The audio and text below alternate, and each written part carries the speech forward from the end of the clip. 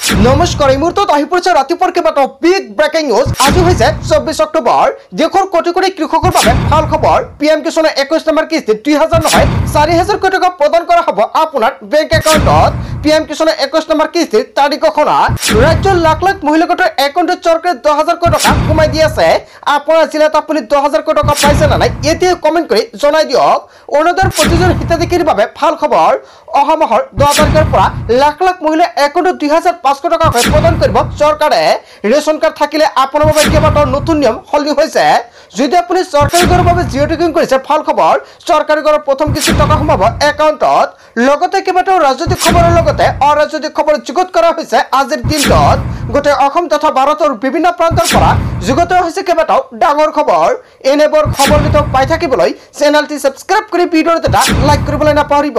আজিৰ আমাৰ প্ৰথম খুবেই গুৰুত্বপূৰ্ণ খবৰ হৈছে অসমবাসীৰ বাবে এটা ডাঙৰ খবৰ। পিএম কিষাণৰ ধনক লৈ ডাঙৰ খবৰ আহি পৰিছে। পিএম কিষাণক লৈ জৰুৰী নিৰ্দেশনা জাৰি কৰিছে চৰকাৰে। এইবাৰ বহু কৃষকে পিএম কিষাণৰ ধন নাপাব। পিএম কিষাণৰ ধন পাবলৈ কৰিব লাগিব কেইবাটাও গুৰুত্বপূৰ্ণ কাম। এইবাৰ ধন লাভৰ পৰা বঞ্চিত হ'ব 7 প্ৰকাৰৰ কৃষক। কোন কোন কৃষকে পিএম কিষাণৰ ধন নাপাব চৰকাৰৰ ফালৰ পৰা কেইবাটাও গুৰুত্বপূৰ্ণ নিয়ম বান্ধি দিছে। এটা পৰিয়ালৰ এজন ব্যক্তিয়ে পাব পিএম কিষাণ আঁচনিৰ সুবিধা। পিএম কিষাণৰ ধন পাবলৈ হ'লে নিজৰ খেতি মাটি থাকিব লাগিব। আনৰ মাটিত খেতি কৰা লোকসকলে নাপাব পিএম কিষাণ আঁচনিৰ সুবিধা। পিএম কিষাণৰ ধন লাভ কৰিবলৈ হ'লে ই-KYC বাধ্যতামূলক কৰা হৈছে। যদি আপুনি এতিয়ালৈকে ই-KYC কৰা নাই অতি শীঘ্ৰে ই-KYC কৰাই ৰাখক। ই-KYC আৰু ভূমি পৰীক্ষণ নকৰাসকলে নাপাব পিএম কিষাণৰ ধনৰাশি। চৰকাৰী চাকৰিয়ালৰ পৰিয়ালৰ লোকসকলে নাপাব পিএম কিষাণৰ ধন। পিএম কিষাণক লৈ জৰুৰী নিৰ্দেশনা জাৰি কৰিছে চৰকাৰৰ ফালৰ পৰা। লগতে পিএম কিষাণৰ 21 নম্বৰ কিস্তিৰ টকা কেতিয়া প্ৰদান কৰিব আপোনাৰ একাউণ্টত। পিএম কিষাণৰ 21 নম্বৰ কিস্তিৰ টকা পাবলৈ হ'লে কৃষকসকলে কৰিব লাগিব 3টা গুৰুত্বপূৰ্ণ কাম। 1 নম্বৰত উল্লেখ কৰিছে ই-KYC কৰিব লাগিব। যদি আপুনি ই-KYC কৰা নাই অতি শীঘ্ৰে ই-KYC কৰক। আপুনি মোবাইল ফোনৰ জৰিয়তে কৰিব পাৰিব অথবা CSC চেণ্টাৰৰ জৰিয়তে ই-KYC কৰিব পাৰিব আপুনি। 2 নম্বৰত আপোনাৰ বেংক একাউণ্টৰ লগত আধাৰ কাৰ্ড লিংক কৰিব লাগিব। যদি আপুনি নতুনকৈ পিএম কিষাণৰ বাবে আবেদন কৰিছে তেনে ক্ষেত্ৰত কৰিব লাগিব। অতি শীঘ্ৰে কৰাই ৰাখক কিয়নো অতি শীঘ্ৰে আপোনাৰ একাউণ্টত 21 নম্বৰ কিস্তিৰ টকা সোমাবলৈ গৈ আছে। কেৱল ইয়াৰ নহয় যদি আপোনাৰ মাটিৰ নথি পত্ৰৰ কিবা সমস্যা থাকে তেনে ক্ষেত্ৰত আপুনি এগ্ৰিকালচাৰ অফিচত গৈ সমাধান কৰি লৈ ল'ব পাৰিব। এই 3টা কাম যদি আপোনালোকৰ ইয়েছ কৰা আছে তেনে ক্ষেত্ৰত একো কৰিব নালাগে। লগতে পিএম কিষাণৰ 21 নম্বৰ কিস্তিৰ টকা নৱেম্বৰ মাহত প্ৰদান কৰা হ'ব। নৱেম্বৰ মাহৰ প্ৰথম সপ্তাহতে দেশৰ কোটি কোটি কৃষকৰ একাউণ্টত সোমাব পাৰে পিএম কিষাণৰ 21 নম্বৰ কিস্তিৰ ধনৰাশি। আজিৰ ভিডিঅ'টো সকলোৱে বেছিকৈ শ্বেয়াৰ কৰি দিব। যদি পিএম কিষাণৰ বিষয়ত আপোনালোকৰ কিবা সমস্যা হৈ থাকে নিশ্চয় আপুনি কমেণ্ট কৰি জনাই দিব। সম্পূৰ্ণকৈ সহায় কৰা হ'ব।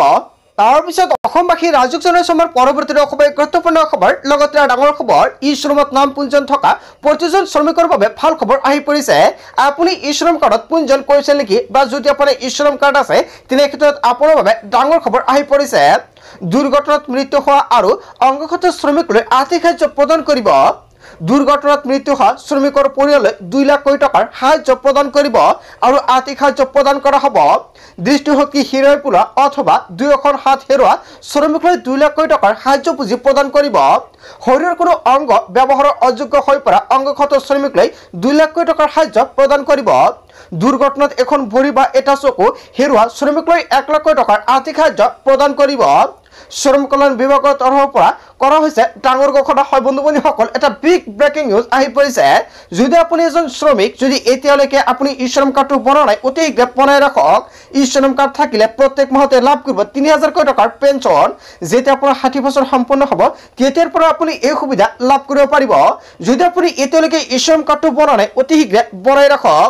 ই শ্ৰম কাৰ্ডত নাম পঞ্জীয়ন কৰা কৃষকে লাভ কৰিব এই সুবিধা হয় বন্ধু বান্ধৱীসকল।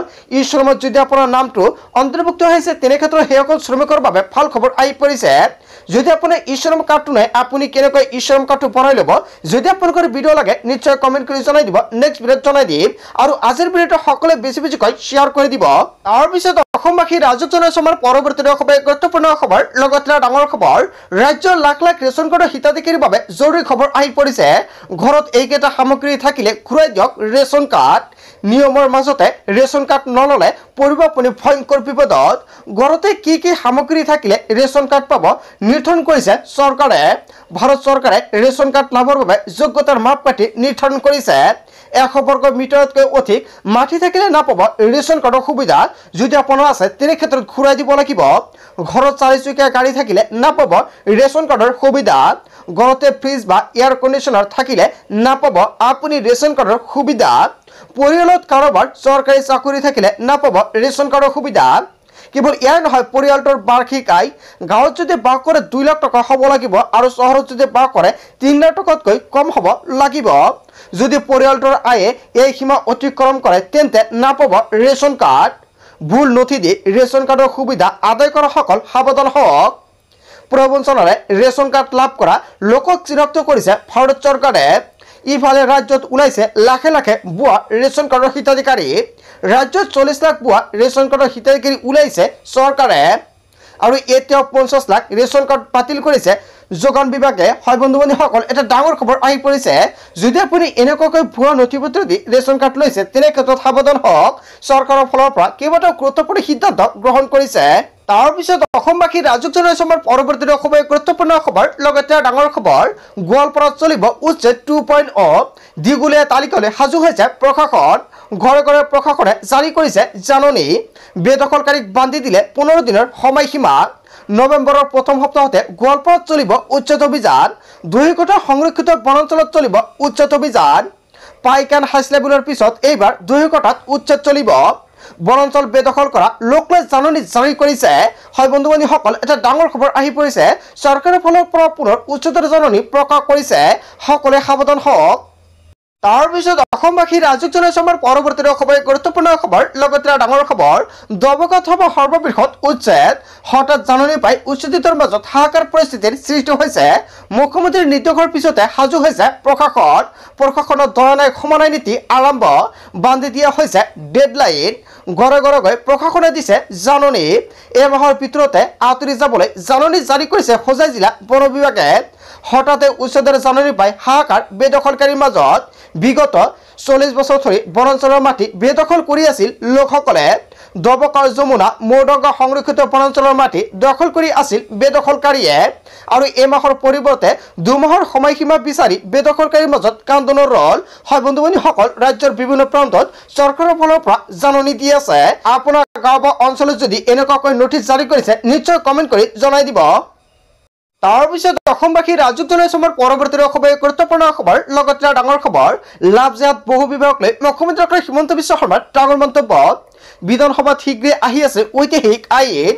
বহু বিভাগ ভূমি সংৰক্ষণকে ধৰি সকলোতে সুৰক্ষিত হ'ব খিলঞ্জীয়া ৰাজ্যত লাভজাত ৰোধ কৰিবৰ বাবে প্ৰণয়ন কৰা হ'ব নতুন আইন বিধানসভা অধিৱেশনত চৰকাৰী পক্ষই উত্থাপন কৰিব বিধেয়ক লাভজাত বহু বিভাগ শত্ৰুভূমি সংৰক্ষণত খিলঞ্জীয়ক সুৰক্ষিত কৰাৰ পৰিকল্পনা কৰিছে নগদ উপস্থিত হৈ অসমৰ মুখ্যমন্ত্ৰী ডক্টৰ হিমন্ত বিশ্ব শৰ্মাই কেইবাটাও বৃহৎ মন্তব্য কৰিলে তাৰ পিছত অসমবাসী ৰাজুক জনসমৰ পৰৱৰ্তী খবৰ গুৰুত্বপূৰ্ণ খবৰ লগতে ডাঙৰ খবৰ জুবেন গাৰ্গৰ ঘটনাক লৈ ৰাজনীতিৰ কোনো অৱকাশ নাই অসমৰ মুখ্যমন্ত্ৰী ডক্টৰ হিমন্ত বিশ্ব শৰ্মাই বৃহৎ মন্তব্য কৰিছে জুবেনৰ মৃত্যুৰ পিছত একাংশ ভুৱা অনুৰাগে শিল্পীগৰাকীৰ নামত অশান্তি বিয়পোৱাৰ চেষ্টা কৰিছে এয়া স্পষ্ট কথা যিকোনো মূল্যৰ বিনিময়ত জুবেন গাৰ্গৰ আমাক অশান্ত কৰিবলৈ নিদিওঁ বুলি মন্তব্য কৰিছে হয় বন্ধু-বান্ধৱীসকল জুবেন গাৰ্গৰ অসম অশান্ত কৰিবলৈ নিদিওঁ বুলি মন্তব্য কৰিছে মুখ্যমন্ত্ৰী ডক্টৰ হিমন্ত বিশ্ব শৰ্মাই এইখন অসম ভূপেন হাজৰিকাৰ জ্যোতিপ্ৰসাদৰ আৰু জুবেনৰ অসম বুলি মন্তব্য কৰিছে মুখ্যমন্ত্ৰী ডক্টৰ হিমন্ত বিশ্ব শৰ্মাই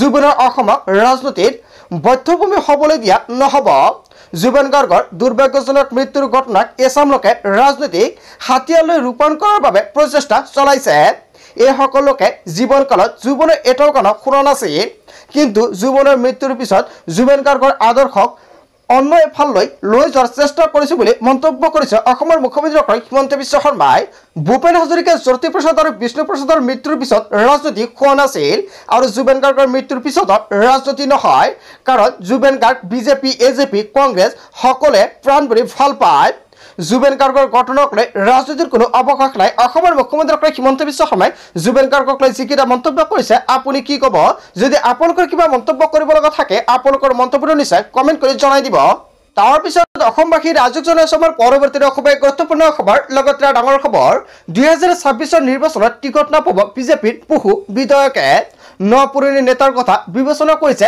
বিজেপিয়ে সফল বিফল বিধায়কৰ প্ৰথমটো সমীক্ষা সম্পূৰ্ণ বিজেপিৰ জনপ্ৰিয় নতুন নেতাই লাভ কৰিব বিজেপিৰ টিকট সমষ্টি সলনি হ'ব লাগে অগপা বিজেপিৰ নিৰ্বাচনৰ টিকটক লৈ ৰাজ্যিক সভাপতি ডাঙৰ মন্তব্য হয় বন্ধুবান্ধৱীসকল দিলীপ শইকীয়াই কেইবাটাও গুৰুত্বপূৰ্ণ মন্তব্য কৰিছে সংবাদমেলযোগে তাৰ পিছত অসমবাসী ৰাজুক জনাইছে আমাৰ পৰৱৰ্তী খুবেই গুৰুত্বপূৰ্ণ খবৰ লগতে ডাঙৰ খবৰ দেশৰ কোটি কোটি বেংক গ্ৰাহক লৈ আহি পৰিছে সুখবৰ আপোনাৰ বেংক একাউণ্ট আছে নেকি তেনে ক্ষেত্ৰত আপোনাৰ বাবে ডাঙৰ খবৰ লাঞ্চ ব্ৰেকৰ নামত বেংক কৰ্মচাৰীয়ে ঘণ্টা ধৰি ৰখাব নোৱাৰিব আপোনাক লাঞ্চ ব্ৰেক বুলি গেটত তলা লগাই বেংক বন্ধ কৰিব নোৱাৰিব আৰবিআইৰ তৰফৰ পৰা প্ৰতিটো বেংকলৈ জাৰি কৰিছে বিশেষ জাননী লাঞ্চ টাইমৰ অজুহাত দেখুৱাই বেংক খালী কৰিব নোৱাৰিব কৰ্মচাৰীয়ে কোনো নিৰ্দিষ্ট টাইম নাথাকিব লাঞ্চ ব্ৰেকৰ বাবে ৰুটেড বেছত বেংক কৰ্মচাৰীয়ে লাঞ্চ টাইম কৰিব লাগিব অৰ্থাৎ গ্ৰাহকক লাঞ্চ টাইমৰ অজুহাত দেখুৱাই অপেক্ষা কৰাব নোৱাৰিব যদিহে বেংকে এনে কাম কৰে লগে লগে আপুনি দিব পাৰিব অভিযোগ 13448 নম্বৰত ফোন কৰি ব্যৱস্থা গ্ৰহণ কৰিব পাৰিব বেংকৰ বিৰুদ্ধে কেৱল এয়াই নহয় এই নম্বৰত আপুনি যদি ফোন নাপায় তেনে ক্ষেত্ৰত cpc@rbi.org.in ৱেবছাইটত দিব পাৰিব আপুনি অভিযোগ দেশৰ কোটি কোটি বেংক গ্ৰাহকৰ বাবে ডাঙৰ খবৰ আহি পৰিছে আজিৰ ভিডিঅ'টো সকলোৱে বেছি বেছিকৈ শ্বেয়াৰ কৰি দিব তাৰ পিছত অসমবাসী ৰাজুক জনাইছে আমাৰ পৰৱৰ্তী খুবেই গুৰুত্বপূৰ্ণ খবৰ লগতে ডাঙৰ খবৰ 1 নৱেম্বৰত স্তব্ধ হ'ব উজনি অসম একেলগে 4 জিলাত লক্ষাধিক লোকে সাব্যস্ত কৰিব প্ৰতিবাদ গোলাঘাট যোৰহাট মৰাণ আৰু ধেমাজিত ৰাজপথ কমাব হাজাৰ হাজাৰ লোকে নিৰ্বাচনৰ আগত জনজাতিকৰণ নিদিলে উজনি প্ৰস্তুত কৰিব বিজেপিক জনজাতিকৰণক লৈ ডাঙৰ ঘোষণা কৰিছে শক্তিশালী চুতীয়া জনগোষ্ঠীৰ 1 নৱেম্বৰত স্তব্ধ হ'ব উজনি হয় বন্ধুবান্ধৱীসকল এটা বিগ ব্ৰেকিং নিউজ আহি পৰিছে গোটেই অসম তথা ভাৰতৰ বিভিন্ন প্ৰান্তৰ পৰা যুগুত হৈছে কেইবাটাও ডাঙৰ খবৰ এনেবোৰ খবৰ নিতৌ পাই থাকিবলৈ চেনেলটি সাবস্ক্ৰাইব কৰি ভিডিঅ'টো এটা লাইক কৰিবলৈ নাপাহৰিব so thank you for watching full video'